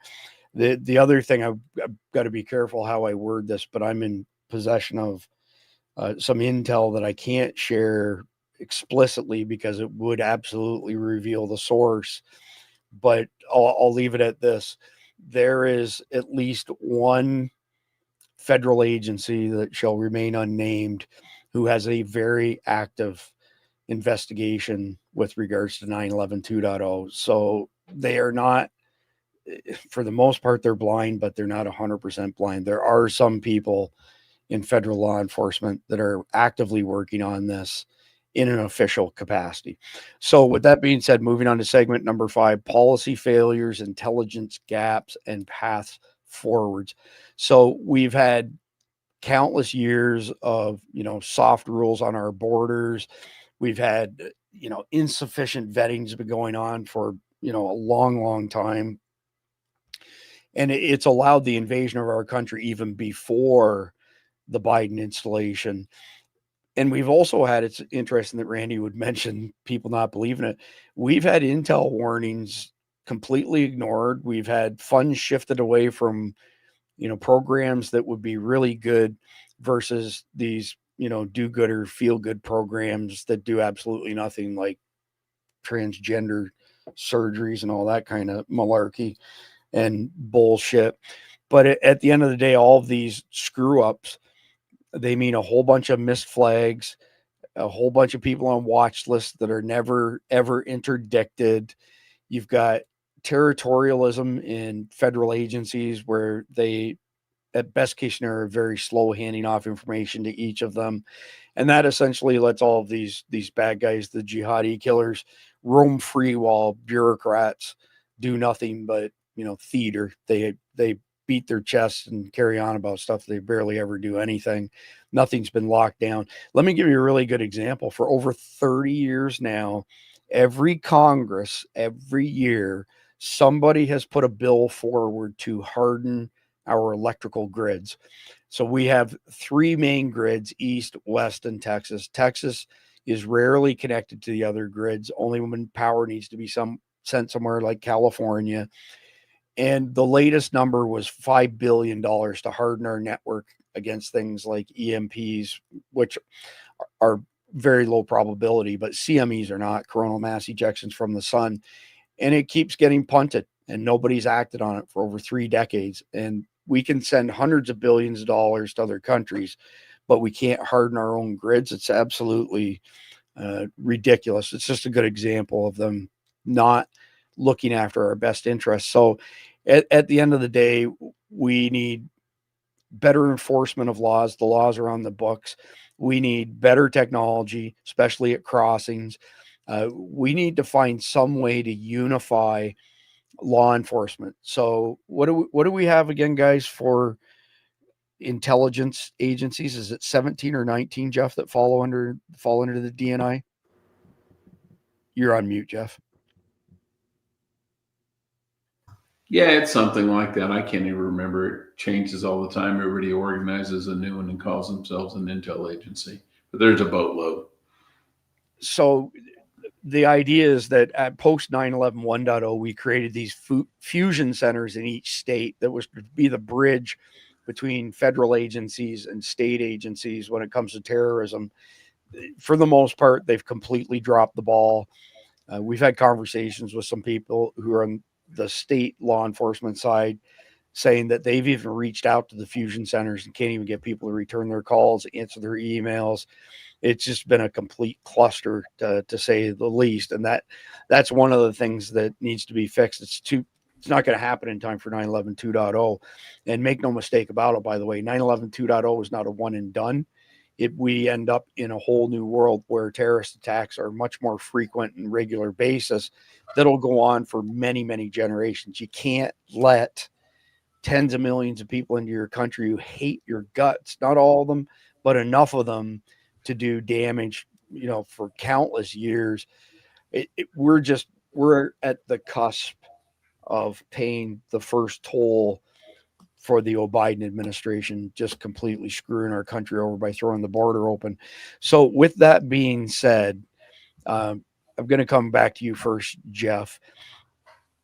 Is there any vetting standards that you can think of, especially in your time working at the border, that are just all show, no go, like just complete joke, just to make people look like they were doing something productive?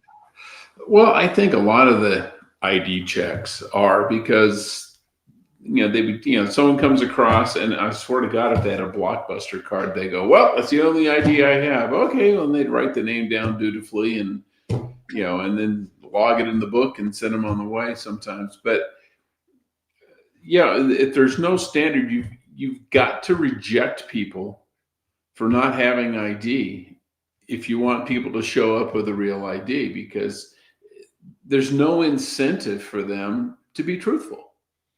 So if they can lie and get away with it every freaking time, you lie. So you come from the CIA in the intelligence world. What do you attribute the extreme lack of intel sharing amongst government agencies? What do you attribute that to? Political territoriality. Everybody's got their own little rice bowl. They're trying to protect their own turf.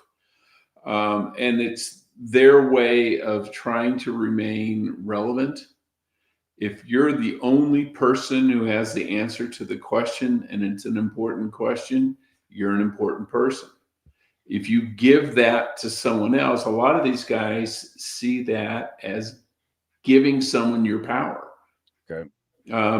What they want is they want power, they want budget, and they want personnel. People who can grow their office, their staff, their division, or whatever, look at that as a sign of their success, rather than looking and saying, what's our mission and do we have enough people to do it and enough budget to do it? It's always got to be more. It's got to be more power, more budget, more people. And you don't give that away voluntarily. Yeah, essentially fiefdoms, right? Yeah. So, Randy, if you had a say in what goes on at the local level with law enforcement, what are your ideas on what they could do in the very short term to help mitigate and do better against 9/11 2.0? Because as we've heard repeatedly, they're not trained for what's coming. Well, all counties, certainly that have any size, have a major crimes division, right? And they have detectives in there, and they investigate things, major crimes. One of the things, if you definitely are one of these areas that are possible, you might want to look into how many bomb threats have been made, or the active shooter calls, that type of thing. What kind of probing might have been going on in your area, and if there has been, you probably should build a little task force to start trying to investigate what's going on. And go ahead. Dwell on that for a second, Randy. Explain the probing exercises that have been going on all year, but have slowed to a trickle, and what that means as far as the attack window is concerned. Well, I would imagine it's been going on for the last couple of years. I bet. Mm-hmm. That's where. So if you had a target, you're going to, what we would want to do is you're going to want to probe, the perimeter, so to speak, both physically and otherwise, right? You're going to want to, like if they know they're going to set off a bomb or they want to, then they may call in a fake bomb threat to see what the response is, right? To see what kind of time they have, that once that call goes out that there's a bomb or there's a bomb threat, what are the SOPs? How do they respond? Where do they come from? And all that kind of thing. Same thing with an active shooter, or let's say, the hospital, right? Has there been, some odd things that have gone on around the hospital? Have there been some probing there in ways of where like if they have the card system that we talked about, do they have missing cards? When is the last time that thing went through? Have they had odd people hanging around or checking out the facilities, asking weird questions or any questions that they really shouldn't be? Certainly if they're not a patient or they don't have a patient, a family member or a friend there. You know what I mean? You would want to get into all those little things of what this attack is supposed to target to try to figure out if they've already probed those specific, we'll call them phase lines as the attack moves along, right? And so that's what I would do. You would want, and again, I mentioned the task force because they do it all the time, right? Even on, we'll say Ted Bundy, at some point before they knew it was Ted Bundy, they had a task force looking for that guy. And that's what we would want to do to get some real professionals that are detectives and have other avenues and other tools at their disposal to start looking into this and then start hardening some of those places, certainly your hospital, right? And if you've got events coming up over the next couple of months in your area, you're probably going to want to try to figure out how you're going to be able to harden those because they're probably not going to just shut them down totally. So there are going to be some things that you might do. There should be a larger police and security presence at that event. Maybe you put in metal detectors if you have to, and even further to help try to mitigate that type of thing. And, any detective method that you could use to try to figure out if it's coming to your area and then what you're going to do about it before it even gets there. Because again, they're no different than we are talking about now. They have a different segment and they could make a big difference. Yes. But law enforcement would need to come up with a plan beforehand also. When this happens, if it turns out to be in our county, in our area, what are we going to do when the balls hit to me? You're on mute. Now it's your turn.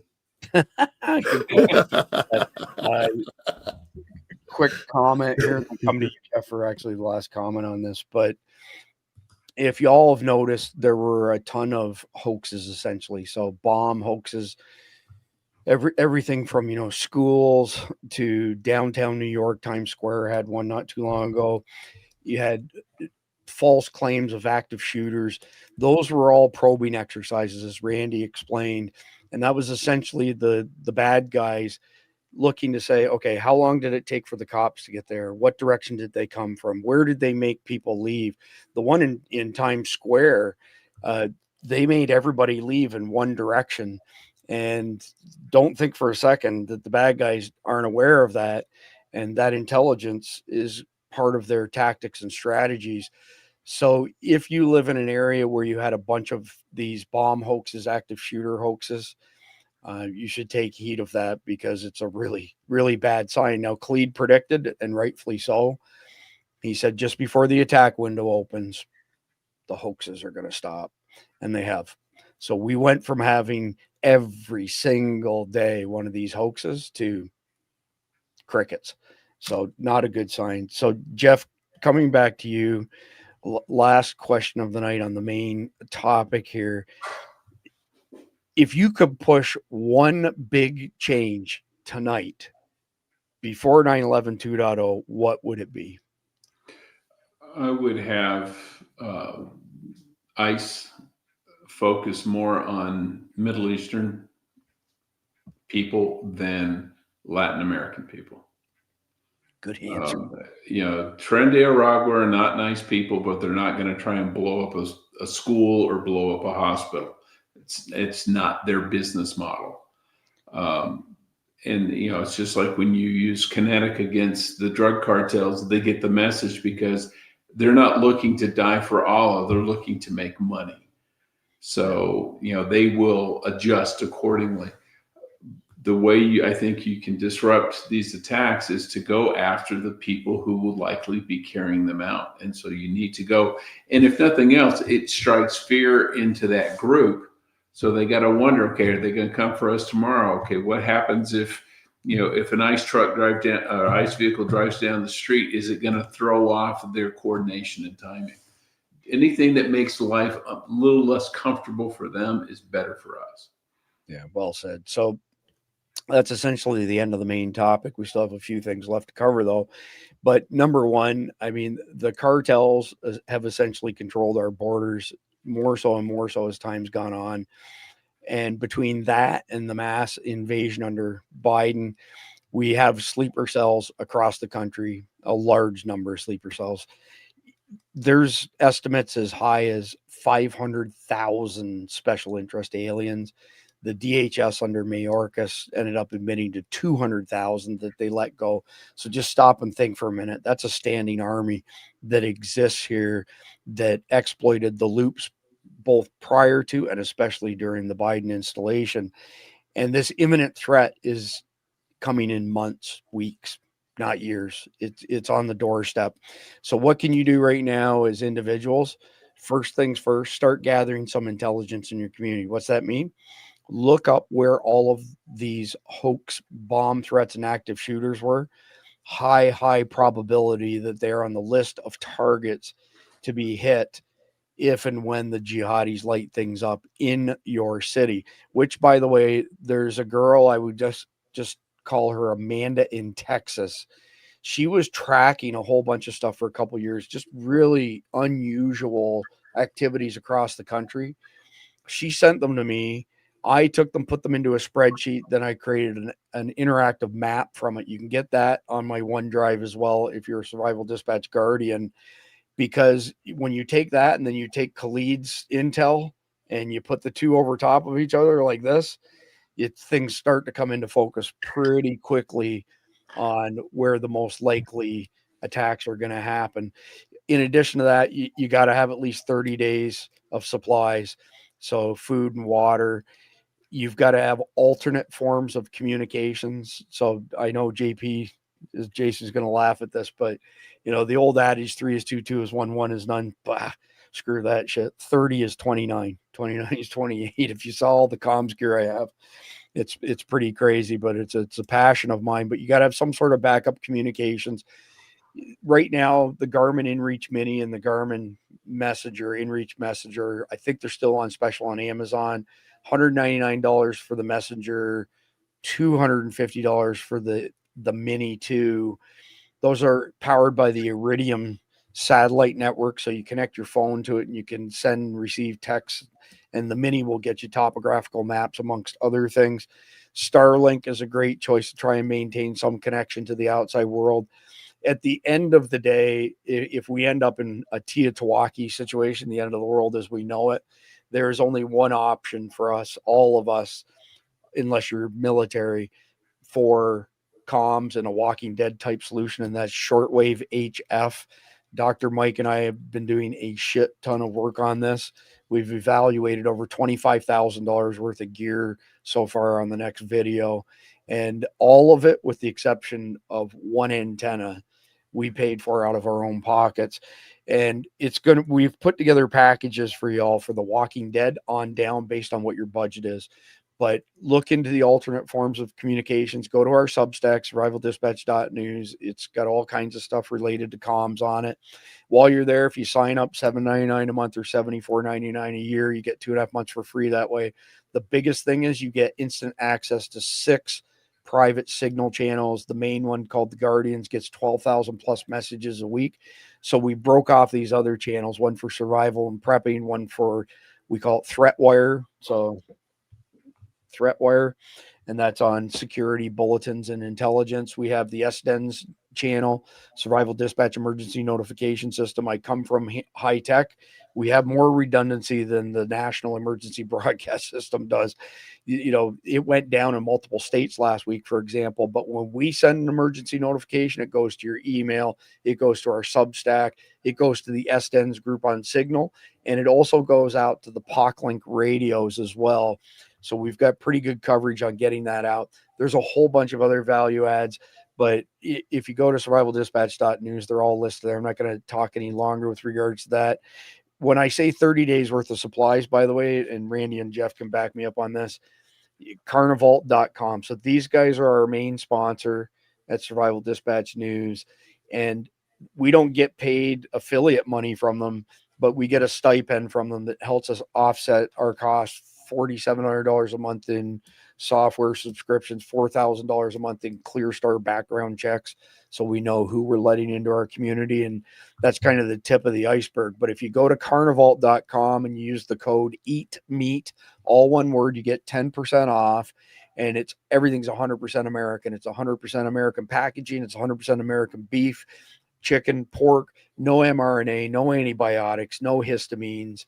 This is real food. It's not engineered ultra processed crap. Super high quality. And the cool thing is, this bag, it's 6 ounces of beef, which weighs next to nothing. When you reconstitute, it makes 1.5 pounds. So check it out, carnivault.com. Yeah, I don't know if you saw in the chat earlier, Chris, but they got off to talking about bears and bear meat, and they're like leading the charge now to email Carnivault to get bear meat on the list. That's funny as hell. I went to Randy and I said, hey, have y'all ever thought of doing like, freeze-dried 25-year shelf life turkey? So that we, but apparently it didn't fly, not for this Thanksgiving at least. But with that being said, and speaking of Carnivault, this is one of my favorite points in the entire podcast. 3, 2, 1. All right, so it is time for the Carnivault hero of the day. And this young lady here is from the Greek government, Aphrodite Latinopoulou. She says, Europe has become unrecognizable, filled with Mohammeds who hate us in the name of Allah. Leftists want to Islamize, strange spelling there, Europe. We need to stop the subsidies now and deport all of them. 1 minute and 44 seconds. She's speaking in Greek, but there's a translator, so you'll get the gist of it. There is no reader submitted story tonight. I just went with this because 1 minute and 44 seconds long, and it's absolutely germane to the conversation we just had. Illegal immigration is a well-orchestrated business for the orchestrators to make a fortune and to Islamize Europe. You have filled our countries with illegal migrants with the blessing of Germany and France. We pay Islam that hates us out of our savings to turn our cities into ghettos, to rape and to murder before our eyes in the name of Allah. We are filled with Muhammad and Mahmoud in a Europe that has become unrecognizable. There are solutions. Strengthen by all means the countries that are the first entry points, such as Greece, Italy, and Spain. Those who enter European territory illegally, they should receive no benefits. They should receive no asylum. They should be arrested. They should have their mobile phones confiscated. They should be taken to uninhabited islands, and then they should be deported to their country or countries outside of the European Unions. Stop subsidizing their accommodation and subsidize their deportation. Our guiding light ought to be the policies of Hungary and of and Poland. It's quite clear that those who violate our borders are entering their unwanted guests, and they're destroying our countries. So begin Mass deportations immediately. Money exists. Airports exist. Detention centers are there. Kick them out before Europe dies. We want our countries, our identity, and our values. And if you so-called sensitive socialists, well, why don't you look at yourselves? Because you are the biggest racists against Europe. Wow, she said a mouthful there, guys. I don't know if you've got any comments on that or not, but you're welcome to if you want, or we can just wrap up on the. I was like with Ryan V here, man. Couldn't we have gotten a more macho man for the narrator? I mean, what was that guy? Yeah, She is pretty hot. Yeah, yeah, she was. Well, as you may or may not know, my heritage is Greek. You're not hot. Sorry. No. I don't think you're attractive. No, I'm not saying I am. But I got a question for you. What's the difference between a Greek mother-in-law and an elephant? Neither. I don't know. They don't. Oh, neither yeah. one forget. I know that. About 50 pounds and a mustache. I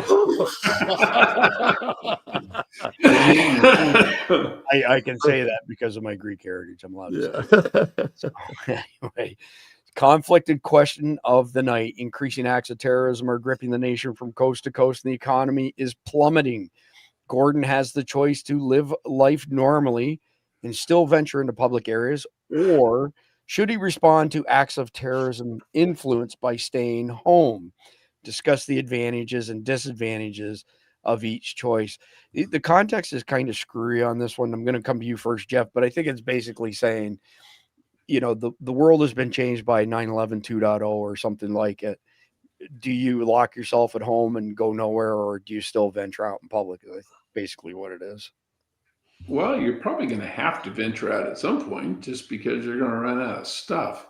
But I'm also one of those, if you tell me I can't, then I'm going to do it. So it's one of those, when I was in Afghanistan, they were trying to tell us we couldn't go out at night. And we said, no, we're going to do a freedom of movement exercise where we just basically drove around looking for roadblocks and then said, screw you, we're going through. So if anybody else out there is shocked that Jeff would do something he was told not to, put a 1 in the live chat. If on the other hand, you're not shocked, you know, put a 0. The zeros will probably win this time. Randy, your thoughts on, you know, Teotihuacan situation, the end of the world as we know it, lots of ongoing terrorist attacks. Do you go out? Do you stay in, or do you do it? I just think it's an odd question. One of the most odd questions we've got from this thing, and they never have the right all the context, and we get that. But asking whether you decide somebody's going to decide whether they're going to continue life as normally, or I'm going to stay home and avoid terror. I don't know. Most people are going to pick, I'm going to continue life as normally, right? I mean, I think that's what most people would pick. But I think you're right. You know, it comes down to just like if we have a 2.0 and then we have attacks that occur afterwards, well, you're just going to have to be smarter about where you plan on going. You know what I mean? And maybe you don't attend that event that has a bunch of people there. Some of them, you're not going to be able to get out of all of them, but you could narrow those down. And you just be a little bit smarter about how you go about your normal life, right? It's interesting question. I would come at it from this angle. I suspect that the Patriot Act 2.0 that'll come out after 9/11 2.0 is going to restrict a lot of public movement, to be quite honest. Oh, yeah. Yeah. The COVID was the test for the lockdowns for that sort of thing in 15-minute cities. And so the gist of it is, in my opinion, stack up as much as you can right now, because when 9/11 2.0 comes and supply chains inevitably break down. So imagine 9/11 2.0, who's sending their kids to school? Probably next to nobody. So then who is leaving their kids at home alone when we will see door-to-door attacks like happened on 10/7 in Israel? So in that case, if they're not going to work, how long is it before the supply chain breaks down? The best thing that you can do is stack stuff up right now. And after 9/11 2.0, you have to go anywhere. I would keep it to rural areas. There's a lot of people of that mindset as well. But I guess we'll cross that bridge when we get to it. But at the very least, right now, try to improve your physical, health, because if you are completely incapable of running or getting in a fight, you're a sitting target. Practice with your weapons. That doesn't mean standing statically at a range, slinging lead down range. That's good for sighting in an optic and weapons familiarity. If you've never shot with your heart rate over 140 beats per minute, I would encourage you to try it. You will be surprised that you cannot hit the broadside of a barn because you've never done it before. Stick your hands in a bucket of ice for 60 seconds and then run some shooting drills and see how good your fine motor skills operate. Great simulation of going into essentially condition black when the shit hits the fan. But that's it for tonight's show. Again, carnivalt.com. These guys have a awesome product. One of the big advantages, you can put it on the shelf, no refrigeration. Power goes out, you don't lose your meat. Reconstitutes in 5 to 10 minutes. Pro tip, put a little bit of salt in with the water, it'll reconstitute really fast. The label that says takes an hour or two to reconstitute was the USDA requirement. It's 5 to 10 minutes. Phenomenal product, phenomenal company. They had the occasion to get Ty Woods' F-150, so killed in Benghazi when one of the rockets hit the roof that he was on. And they spent a shit ton of money restoring it as a tribute to Ty Woods. You're going to start seeing some content on that from Carnivalt and from Mike Glover as well. But these are solid, true Americans, real Americans. TM Randy Nance. Always want to make sure Randy gets credit for that. But we will be back tomorrow night at the usual time, 7 p.m. Eastern. We'll be discussing African proxy wars in our next episode of the Long War series. Between now and then, please like, share, comment, subscribe. God bless America. God bless America. Enjoy the closing video.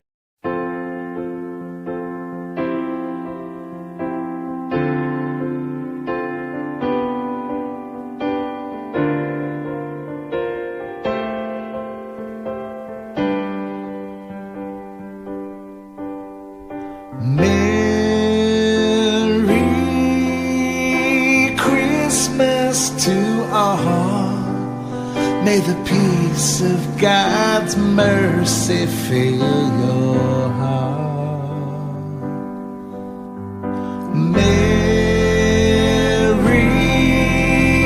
Christmas to all. May the joy of salvation fill your heart.